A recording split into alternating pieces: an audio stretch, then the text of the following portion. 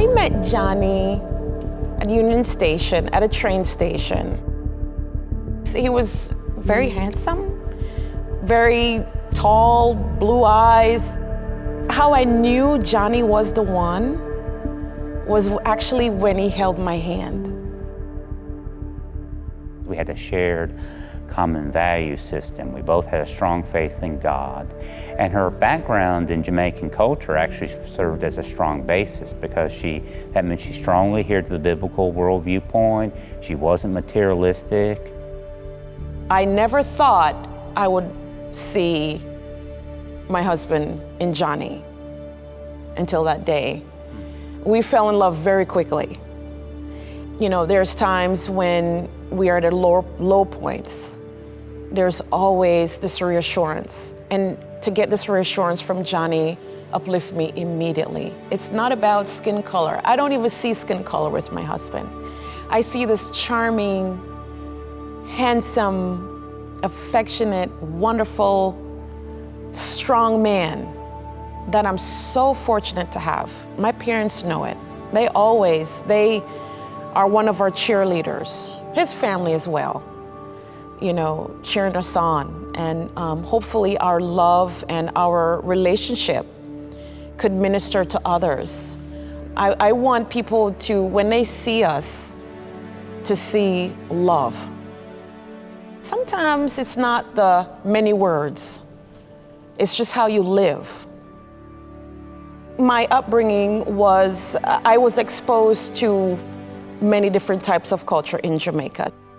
When I look around in Jamaica, it was a mix of people. I see why our Jamaican motto is out of many, one people. We have learned to embrace all types of people. My neighbor was Asian.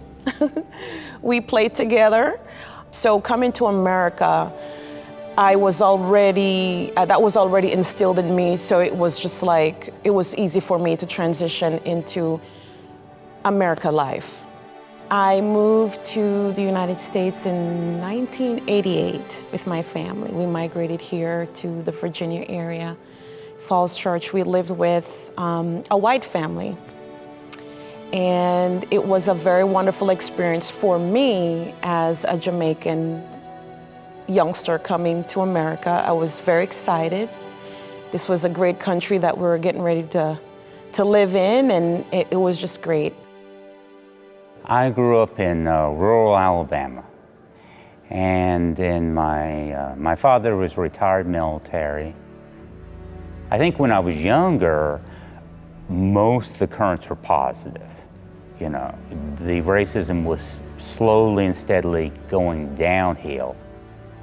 I worked for Chief Justice Hooper, who was a very honorable man, and he was very much against the grain. And he was like me. He had that very strong sentiment against racism. He was a very honest man, but I found out he was very much in the minority. He went in and did some civil rights work, trying to fight against that degradation because it was in the government itself.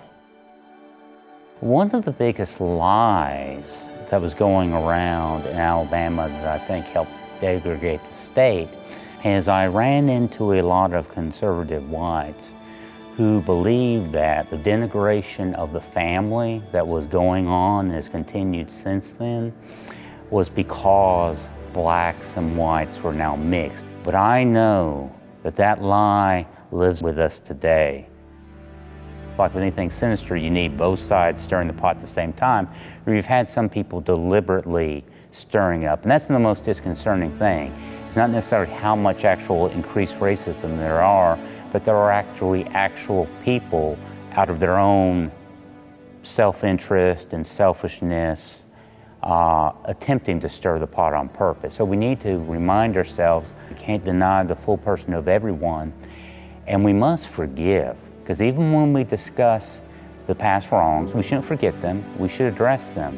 We address them with a heart of forgiveness, not grinding the axe. You destroy yourself when you keep that chip on your shoulder.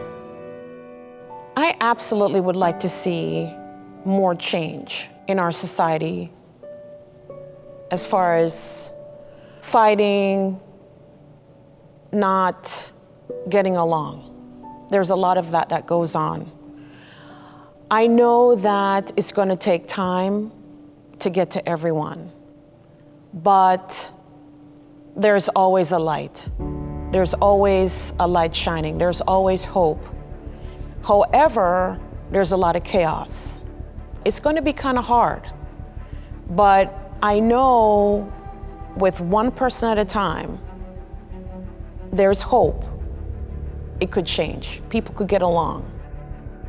My background in track and field and traveling the world, being a professional athlete, really taught me sportsmanship. To help somebody, hold them up, that's what I learned in track and field. You know, to be there for another person, to another athlete. It was a very humbling time to be at that level, traveling the world, meeting different people from all walks of life. From the University of Texas in Austin, Suziann Reed. Focus on your own life, your own household. You do the right thing the best you can in your life. You can transform your life, your household, those around you.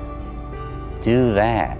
And if each of us would do that, the whole country would be turned around, because the key isn't politics. The key is healing the culture.